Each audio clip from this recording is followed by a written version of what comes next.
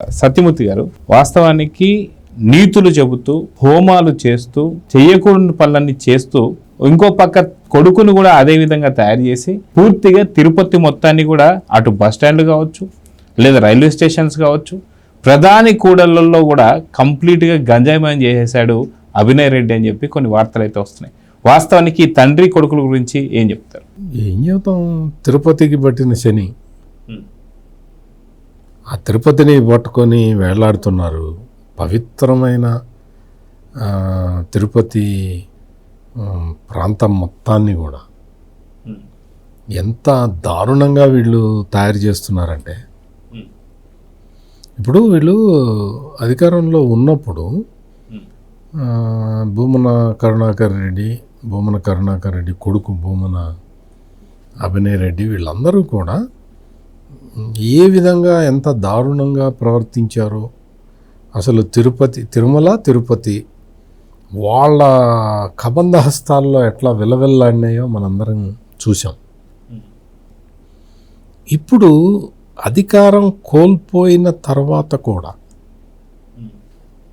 ఎక్కడ చూసినా కానీ ఈ బ్యాచ్లు, ఈ ముఠాలు వీళ్ళందరూ కూడా దొంగ దెబ్బ తీస్తూ ఉన్నారు. దొంగ దెబ్బ తీస్తూ భూమన కరుణాకర్ రెడ్డి ఏమో రోజు వచ్చి సాయంత్రంకి వచ్చేసరికి నీతులు చెప్పటం మొదలు పెడతాడు. ఈ బాధ నుంచి తిరుపతి ఎప్పుడు విముక్తి అవుతుంది అనేది తిరుపతి స్థానికులు ప్రశ్నిస్తున్న విధానం మనం చూస్తూ ఉన్నాం. భూమన కరుణాకర్ రెడ్డి కొడుకు భూమన అభినయ్ రెడ్డి అక్కడ అతను ఒక పెద్ద దార్కారి ముఠాలని మెయింటైన్ చేస్తూ ఉంటాడు.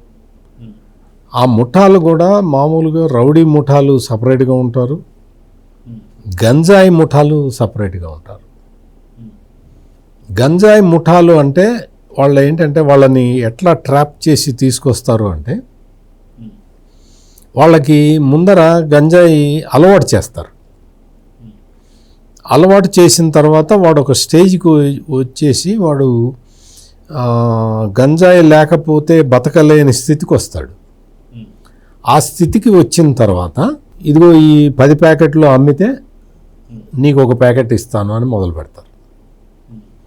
అంటే గంజాయి తీసుకునేవాడు, గంజాయికి అలవాటు పడ్డవాడు క్రమేపీ గంజాయి పెడ్లర్గా మారతాడు, అంటే డిస్ట్రిబ్యూటర్గా మారతాడు. అది వీళ్ళు చేసే ఆర్గనైజ్డ్ క్రైమ్. వీళ్ళందరూ అక్కడ చేస్తున్న ఆర్గనైజ్డ్ క్రైమ్ ఇది.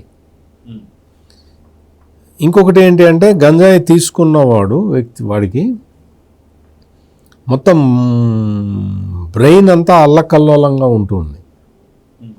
వాడు ఎప్పుడు ఎట్లా ప్రవర్తిస్తాడో ఏం చేస్తాడో ఎవరికి అర్థం కాని పరిస్థితి ఉంటుంది.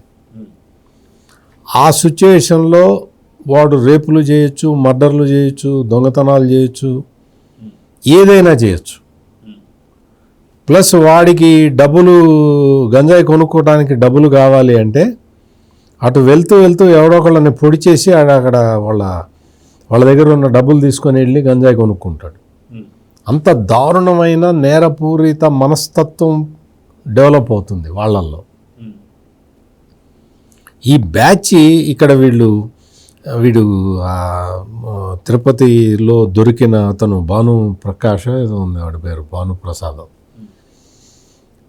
వాడు గంజాయికి అలవాటు పడ్డ పెడ్లర్, అంటే అతను స్వయంగా గంజాయి తీసుకుంటాడు, అతను దీన్ని అమ్మటానికి నియోగించిన వ్యక్తి అన్నమాట. అతన్ని పట్టుకున్నారు అంటే పోలీసులు నిజంగా అంటే ఎంత నిఘా వేసి ఉంటారో, అతన్ని ఎంత ఫాలో అయ్యి ఉంటారు, చివరికి సక్సెస్ఫుల్గా పట్టుకోగలిగారు. పట్టుకున్న తర్వాత అక్కడి నుంచి ప్రధాన ప్రశ్న ప్రారంభమవుతున్నది. పోలీసులు ఇతన్నైతే పట్టుకున్నారు, ఇంకా ఈ భూమన వాళ్ళకి సంబంధించిన బ్యాచ్లు ఎన్ని తిరుగుతూ ఉన్నాయి తిరుమల కొండ మీద ఎన్ని బ్యాచ్లు తిరుగుతూ ఉన్నాయి, ఎంతమంది ఇట్లా గంజాయి అమ్ముతూ ఉన్నారు. ఇది తలుచుకుంటే ఒక్కసారి ఒళ్ళు గగురు పొడుస్తుంది. భయంతో మనకి మనం భయపడాల్సిన పరిస్థితి ఏర్పడుతుంది. మరి ఇంత దారుణమైన సిచ్యుయేషను వేరే ఎక్కడో ఉంది అంటే మనం ఏదన్నా పెద్ద పట్టించుకోవాల్సిన అవసరం లేదు. కానీ తిరుమల శ్రీ వెంకటేశ్వరుడి సన్నిధిలో ఇట్లా జరుగుతూ ఉన్నది అంటే మన మన మన పరిస్థితి ఏంటి? మనం ఎట్లా చేయాలి? మనం దీని నుంచి ఎట్లా తప్పించుకోవాలి? మన పిల్లల్ని మనం ఎట్లా కాపాడుకోవాలి? మీకు అధికారంలో ఉన్నప్పుడు టీటీడీ చైర్మన్గా పనిచేశాడు ఈ భూమన కరుణాకర్ రెడ్డి. టీటీడీ చైర్మన్గా పనిచేసి ఏం చేశాడో మనందరం చూసాం. తిరుపతి లడ్డు కల్తీ దగ్గర నుంచి అన్ని అరాచకాలు మనం పరకామణిలో చోరీల దగ్గర నుంచి పరకామణిలో వచ్చే గోల్డ్ ఆర్నమెంట్స్ని స్టోర్ చేసే దగ్గర ఒక వ్యక్తిని కాంట్రాక్టు ఉద్యోగస్తుడిని భూమన కరుణాకర్ రెడ్డి రిక్రూట్ చేసుకొని అక్కడ కాపలా పెట్టడం, అతను దొంగిలిస్తుంటే పట్టుకోవడం, ఇవన్నీ కూడా మనం చూసాం. అంటే వెంకటేశ్వర స్వామిని దోచుకున్నారు. ఆ తర్వాత తిరుపతి నగరంలో మున్సిపల్ కార్పొరేషన్ చైర్మన్గా ఒక డమ్మీని పెట్టి వైస్ చైర్మన్గా కొడుకుని పెట్టుకొని ఎన్నెన్ని పనులు చేశారో, టీడీఆర్ బాండ్ల కుంభకోణం అది ఎట్లా జరిగిందో మనం చూసాం. ఇవన్నీ కూడా ఇటువంటి నేరాలు చేసి ఒక పెద్ద మాఫియాని మెయింటైన్ చేస్తున్న ఈ బ్యాచ్ అంతా కూడా భూమన కరుణాకర్ రెడ్డి, ఆయన కొడుకు భూమన అభినయ్ రెడ్డి, వీళ్ళందరూ కూడా తిరుపతికి ఒక శనిలాగా దాపురించారు. దరిద్రం పట్టినట్టు పట్టారు. మరి వీళ్ళని వదిలించుకోవటానికి ఈ రోజున మహిళలందరూ కూడా తిరుగుబాటు చేశారు. వాళ్ళందరూ కూడా రోడ్డు మీదకి వచ్చి ధర్నాలు చేస్తున్నారు అంటే మనం అర్థం చేసుకోవచ్చు సిచ్యుయేషన్ ఎంత డేంజరస్గా ఉంది. Please subscribe to Leo news for more videos.